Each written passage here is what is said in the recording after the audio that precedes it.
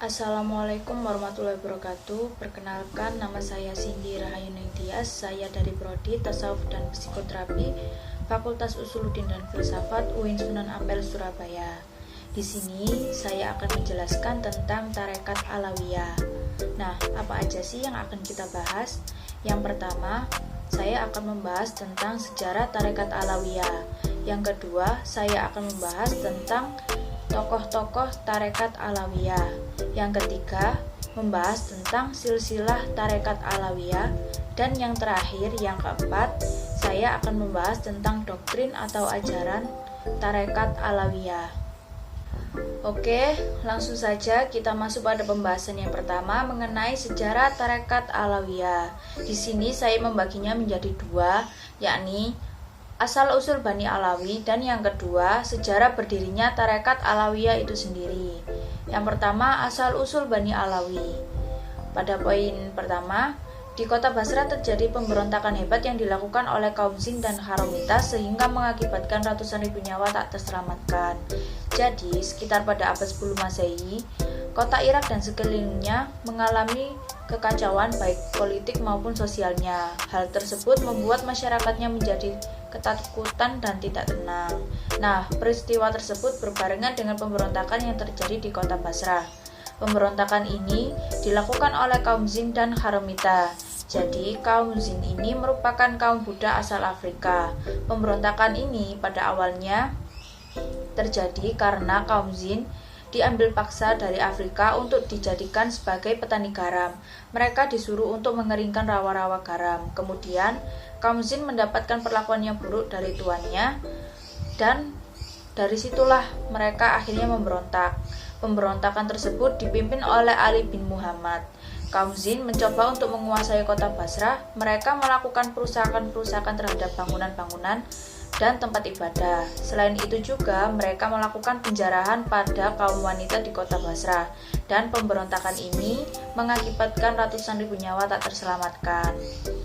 Kemudian, beranjak dari peristiwa tersebut, di kota Basra ini terdapat tokoh yang merupakan seorang keturunan ke-9 Nabi Muhammad yang bernama Syekh Ahmad bin Isa al-Muhajir.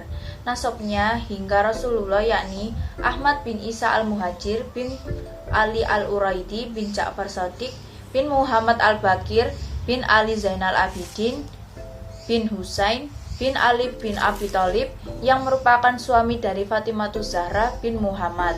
Beliau masyhur dengan sebutan Ahmad al-Muhajir. Di poin ketiga, Ahmad al-Muhajir merasa tidak tenang karena pemberontakan tersebut dan memutuskan untuk berhijrah. Oke, jadi kembali lagi ke peristiwa di poin pertama. Ahmad al-Muhajir ini merasa tidak tenang karena pemberontakan kaum Jin pada saat itu sama seperti yang dirasakan masyarakat lainnya. Akhirnya Ahmad al-Muhajir ini terlintas akan sabda Allah dalam Quran surat An-Nisa ayat 100, di mana di dalam ayat tersebut menjelaskan mengenai anjuran untuk berhijrah. Nah, setelah terlintas Quran surat An-Nisa ini, kemudian beliau melakukan istikharah, meminta petunjuk kepada Allah. Dan alhasil dari istikharah tersebut, beliau mantap untuk berhijrah meninggalkan kota Basra. Poin keempat, singgah ke kota Hadramaut dan menetap di desa Husyaisiyah. Nah, ini sudah masuk pada perjalanan hijrahnya. Kota yang beliau datangi pertama kali adalah kota Madinah. Beliau mengajak putranya yang bernama Abdullah dan beserta rombongannya yang berjumlah kurang lebih 70 orang. Di Madinah mereka menetap selama 1 tahun, kemudian memutuskan untuk berhijrah lagi dan kembali ke kota Mekah untuk melakukan ibadah haji. Nah, pada saat sedang beribadah haji ini, Ahmad al-Muhajir dan rombongannya bertemu dengan rombongan haji dari kota Hadramaut. Diceritakan bahwa rombongan haji asal Hadramaut ini terkesan dengan kepribadian Ahmad al-Muhajir. Kemudian, Ahmad al-Muhajir diajak untuk mengunjungi kota Hadramaut yang letaknya di Yaman Selatan. Lalu, Ahmad al-Muhajir ini mengiyakan tawaran tersebut. Nah, setelah selesai melakukan ibadah haji ini, Ahmad al-Muhajir dan rombongannya mengunjungi kota Hadramaut. Di sana, desa pertama yang beliau kunjungi adalah desa Hajrain. Kemudian beranjak ke Bani Jusair dan terakhir beliau mengunjungi desa Husaisyah dan memutuskan untuk menetap di sana. Ini yang menarik mengapa Ahmad Al-Muhajir dikenal atau dijuluki Al-Muhajir, sebab beliau suka berhijrah dari satu kota ke kota lain. Ahmad Al-Muhajir ini menghabiskan masa hidupnya di desa Husaisyah dengan berdakwah menyebarkan ajaran Ahlus Sunnah wal Jamaah. Kemudian beliau wafat di tahun 345 Hijriah dan dimakamkan di sana. Nah, di poin kelima ini Ahmad Al-Muhajir memiliki anak bernama Abdullah. Kemudian Abdullah memiliki keturunan 3 orang putra, yakni Basri, Jadid, dan Alawi. Jadi, diketahui bahwa Ahmad Al-Muhajir tadi kan pada saat berhijrah mengajak putranya yang bernama Abdullah. Kemudian Abdullah ini berganti nama menjadi Ubaidillah. Lalu dari Ubaidillah ini memiliki keturunan 3 orang putra, yakni bernama Basri, Jadid, dan Alawi. Dan poin keenam, dari ketiga putra Ubaidillah tersebut, Bani Alawi atau biasa disebut Ba'alawi ini berasal dari putranya yang bernama Alawi. Nah, tadi kan Ubaidillah ini memiliki 3 orang putra, Basri, Jadid, dan Alawi.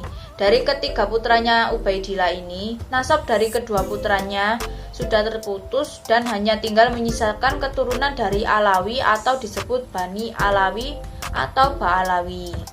Nah, dari situlah sejarah asal-usul Bani Alawi. Kemudian masuk ke sejarah terbentuknya Tarekat Alawiyah. Tarekat Alawiyah berasal dari kota Hadramaut, Yaman Selatan. Tarekat Alawiyah ini merupakan sebuah metode, sistem, ataupun cara tertentu yang diamalkan oleh Bani Alawi dalam mendekatkan diri kepada Allah. Keistimewaan yang dimiliki tarekat ini yakni mereka mendapatkan secara langsung ajarannya sesuai nasab mereka, yakni melalui anak ke ayah, ke kakek, hingga ke sumber utamanya yakni Rasulullah. Tarekat ini pada awalnya hanya beranggotakan para kaum Alawiyin atau keturunan langsung Rasulullah saja. Tetapi lambat laun tarekat ini mulai terbuka untuk masyarakat umum atau yang bukan keturunan langsung dari Rasulullah Shallallahu Alaihi Wasallam.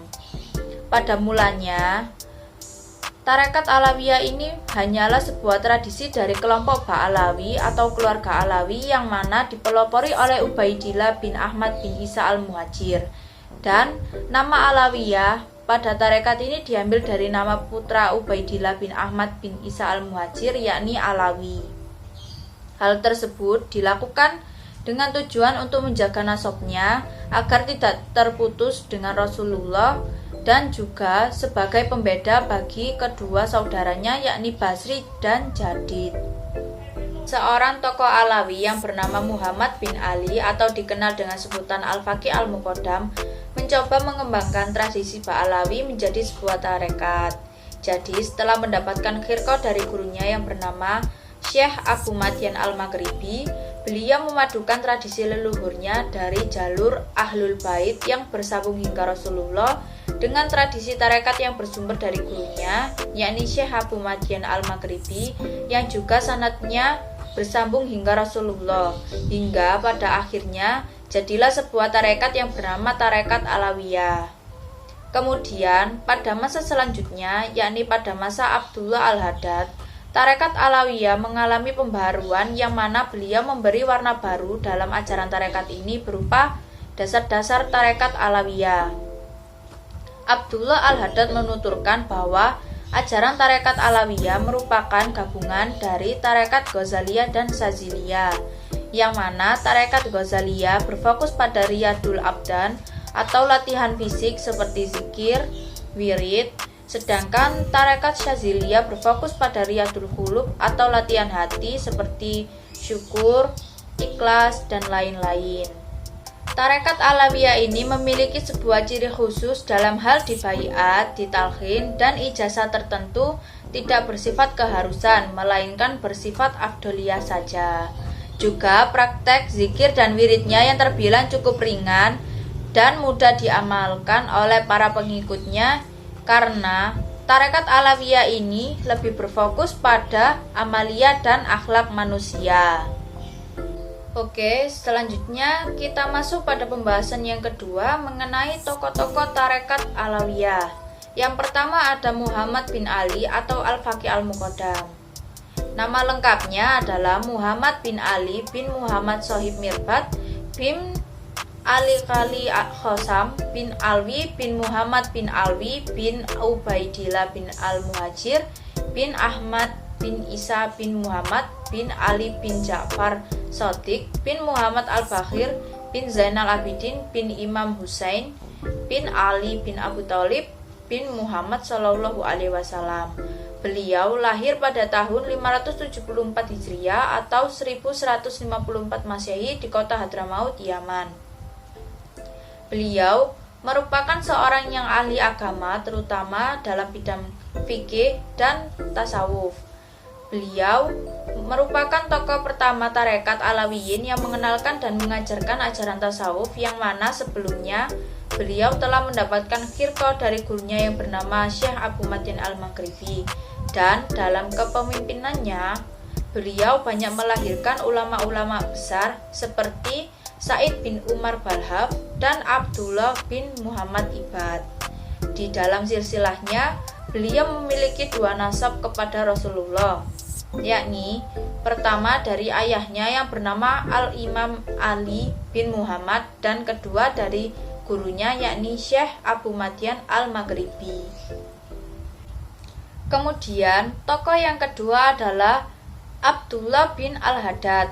Nama lengkapnya adalah Abdullah bin Alwi bin Muhammad Al-Haddad. Lahir pada tahun 1044 Hijriah atau 1634 Masehi. Beliau lahir di kota Tarim, Hadramaut, Yaman Selatan. Beliau menyumbangkan idenya untuk memberi makna baru bahwa tarekat Alawiyah adalah tarekat Ashab al-Yamin atau tarekat bagi orang yang menyibukkan diri untuk selalu mengingat Allah dan menjaga dari hal-hal yang bersifat keduniawian. Lalu perihal suluk, beliau membaginya menjadi dua kelompok, yakni kelompok khasosa atau kelompok khusus dan kelompok amama atau umum. Dalam kelompok khasosa ini diisi oleh para anggota yang sudah mencapai tahapan yang tertinggi, sedangkan kelompok amah ini merupakan kelompok awam yang baru saja memulai tarekat. Selanjutnya, pembahasan yang ketiga yakni silsilah tarekat Alawiyah. Dalam silsilahnya, tarekat Alawiyah memiliki dua jalur, yakni silsilah jalur Ahlul Bait dan silsilah dari jalur Abu Madyan Al-Maghribi. Nah, ini yang pertama adalah silsilah jalur Ahlul Bait. Dimulai dari Nabi Muhammad SAW, kemudian turun ke Ali bin Abi Thalib, kemudian turun lagi ke Hasan dan Husain, dari Husain turun lagi ke Ali Zainal Abidin, kemudian turun lagi ke Muhammad Al-Baqir, turun lagi ke Ja'far As-Shadiq, turun ke Ali Al-Uraidi, kemudian turun lagi ke Muhammad, turun ke Isa, kemudian turun lagi ke Ahmad Al-Muhajir, lalu ke Ubaidillah, kemudian turun ke Alwi yang merupakan leluhur dari Bani Alawi, turun lagi ke Muhammad, lalu turun ke Alwi, turun lagi ke Ali Khalid Khosam, turun ke Muhammad Sohib Mirbat. Nah, dari Muhammad Sohib Mirbat ini turun ke Alwi bin Muhammad Sohib Mirbat yang merupakan paman dari Al-Faqih Al-Muqaddam, dan Ali bin Muhammad Sohib Mirbat yang merupakan ayah dari Al-Faqih Al-Muqaddam. Kemudian dari Ali bin Muhammad Sohib Mirbat barulah turun ke Al-Faqih Al-Muqaddam atau Muhammad bin Ali Ba'alawi. Yang kedua, silsilah dari jalur Abu Madyan Al-Maghribi. Dari Nabi Muhammad SAW turun ke Ali bin Abi Thalib, kemudian turun lagi ke Hasan Al-Basri, turun ke Habib Al-Ajami, kemudian turun ke Dawud At-Ta'i, turun lagi ke Ma'ruf Al-Harqi, lalu ke Sari As-Sakhati, kemudian turun lagi ke Al-Junaid bin Muhammad, lalu turun lagi ke As-Sibli, kemudian ke Abu Talib Al-Maki, lalu turun ke Abu Muhammad Al-Juwaini, turun lagi ke Imamul Haramain, turun ke Imam Al-Ghazali, turun lagi ke Abu Bakar Muhammad bin Muhammad Ibnul Arabi, kemudian turun lagi ke Abil Hasan bil Yirzihim, turun lagi ke Abi Ya'sa, kemudian turun ke Abu Madyan Syu'aib bin Husain Al-Ansori, dan barulah turun ke Al-Faqih Al-Muqaddam. Dan selanjutnya pembahasan yang terakhir tentang doktrin atau ajaran Tarekat Alawiyah. Yang pertama ada wirid Tarekat Alawiyah. Wirid adalah sebuah bacaan yang dibaca di mana di dalamnya mengandung permohonan ampun kepada Allah. Kalau dalam istilah tasawufnya, wirid merupakan doa yang diulang pada waktu tertentu sesudah sholat setiap harinya. Nah, kalimat wirid ini biasanya dibaca 100 kali atau bahkan bisa lebih. Di dalam Tarekat Alawiyah sendiri, Syekh Abdullah Al-Haddad memiliki 4 wirid. Yang pertama, Miftahus Sa'adati wal Falahi fi Adkari Asai Wasobah, yaitu berupa doa yang dinisbatkan pada para tokoh Tarekat Alawiyah, dan wirid ini adalah wirid yang terbesar dan terluas. Kemudian ada An-Nadhihus Sughra fi Adkari Sobahi wal Masai. Dan yang ketiga ada Hazun bil Fathi wan Nasri. Hizib ini dinamakan Wirdul Latif, dibaca setelah sholat subuh setiap hari, atau bisa juga pada hari Jumat dan Senin. Dan yang terakhir adalah Rotibul Madar. Nah, di dalam Tarekat Alawiyah, ajaran wirid ini harus dilaksanakan oleh seluruh murid tarekat, baik dalam harian, mingguan, atau bulanan. Dan waktu tersebut telah ditentukan oleh mursyid. Kemudian, wirid berdasarkan waktu. Di sini ada 3 waktu, yakni harian, mingguan, dan juga bulanan. Yang pertama, harian. Dalam sehari semalam, para murid atau penganut Tarekat Alawiyah harus melaksanakan wirid yang jumlah dan cara pengucapannya sesuai yang dianjurkan dan disarankan oleh mursyid tarekat. Tujuan dari wirid ini adalah agar para murid selalu mengingat Allah dan berharap mendapat pertolongan Allah. Dalam wirid harian ini terdapat 7 tingkatan wirid yang harus dilakukan. Yang pertama, membaca istighfar Astaghfirullahaladzim Innallaha ghafurur rahim sebanyak 100 kali. Kemudian yang kedua, membaca sholawat umi sebanyak 100 kali. Dan yang ketiga adalah membaca kalimat nafi isbat La ilaha illallah sebanyak 100 kali, dan diakhiri dengan membaca Sayyidina Muhammad Rasulullah Shallallahu Alaihi Wasallam sebanyak 20 kali. Yang keempat, membaca La ilaha illahul malikul haqqul mubin sebanyak 100 kali. Yang kelima, membaca tasbih subhanallah wa bihamdihi subhanallahil azim sebanyak 100 kali. Kemudian yang keenam, membaca ya latif sebanyak 129 kali. Dan yang terakhir, membaca ya hafid sebanyak 99 kali. Lalu yang kedua, wirid mingguan. Agenda dalam kegiatan mingguan, para penganut Tarekat Alawiyah ini biasanya mengadakan khataman atau penyempurnaan zikir yang telah diberikan oleh mursyid. Dan yang terakhir, wirid bulanan. Di sini saya mengambil contoh dari salah satu skripsi yang berjudul Tarekat Alawiyah di Desa Cisuru, Kecamatan Cipari, Kabupaten Cilacap 1912 sampai 2007 oleh Miftahur Roma.